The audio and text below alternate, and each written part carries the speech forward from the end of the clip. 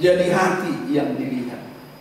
Ada sesuatu yang indah di mata Tuhan terdapat dalam kehidupan, yaitu Elisa, sehingga dia dipersiapkan walaupun dia tidak mengetahui Tuhan mempersiapkan dia. Tetapi Elia disuruh Tuhan untuk mengurapi dia. Saudara-saudara, kita lihat pengurapan pertama untuk Elisa, 1 Raja-Raja 19 ayat 19b dikatakan demikian. Ketika Elia lalu dari dekatnya, ia melemparkan jubahnya kepadanya. Jubah berbicara tentang pengurapan. Jubah berbicara tentang panggilan seorang nabi. Elia melemparkan jubahnya kepada dia pada saat dia sedang bekerja membajak di ladang kekasih dalam Kristus Yesus. Itu panggilan yang pertama, saudara, kekasih dalam Kristus Yesus. Pengurapan yang kedua, ya, karena kita tahu setelah dia diurapi dengan jubah tadi, saudara kekasih dalam Kristus Yesus, dia menjadi pelayan Nabi Elia. Pelayan, belum nabi. Pelayan, mengikuti Elia kemana Elia pergi sebagai seorang nabi, saudara kekasih dalam Kristus. Kita lihat pengurapan Elisa yang kedua, baru dia menjadi nabi. Ya. Dikatakan saudara-saudara di dalam 2 Raja-Raja, di manakah Tuhan Allah Elia? Setelah Elisa mengambil jubah Elia, yang ia lakukan adalah melakukan seperti apa yang Elia lakukan. Ia mengambil jubah Elia dan memukul air sungai Yordan. Dengan jubah Elia dan air itu menjadi terbelah dua. Di dalam 2 Raja-Raja 2 ayat 14 dikatakan demikian. Ia mengambil jubah Elia yang telah terjatuh itu. Waktu Elia naik ke surga, saudara-saudara, dipukulnya lah ke atas air itu sambil berseru, di manakah Tuhan Allah Elia? Yang memukul air itu lalu terbalik ke sebelah sini dan ke sebelah sana. Maka menyeberanglah Elisa. Jadi saudara-saudara, pengurapan yang kedua yang didapatkan oleh Elisa adalah waktu Elia melemparkan jubahnya, waktu dia naik ke surga. Ya. Saat Elia naik ke surga, ia meninggalkan Elisa.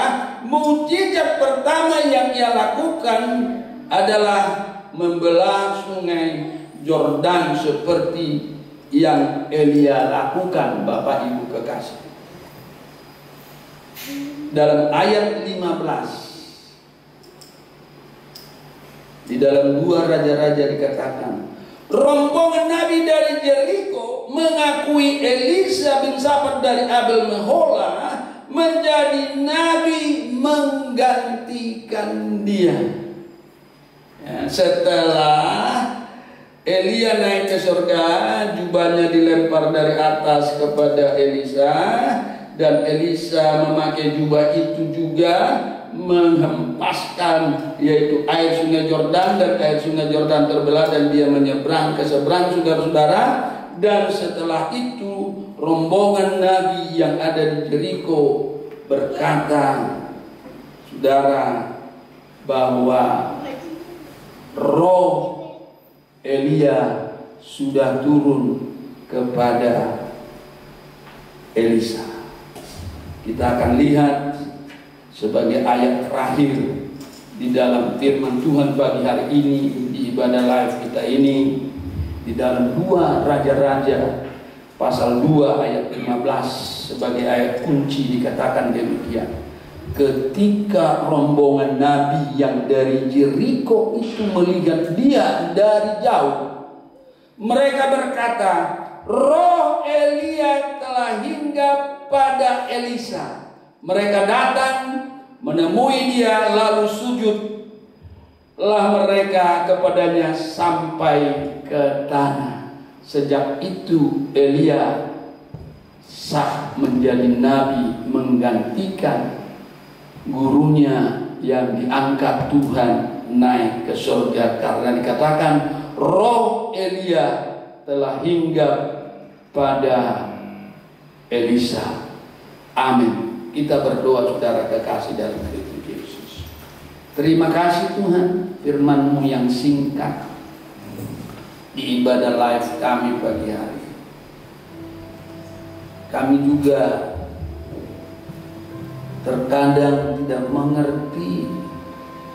Tuhan memanggil kami, Tuhan mempersiapkan kami menjadi hamba-hamba Tuhan di gereja-Mu di akhir zaman ini.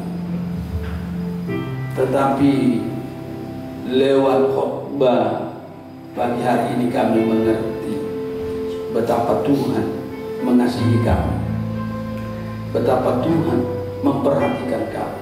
Kami mau Tuhan siap untuk pergi memberitakan Injil kerajaan Allah.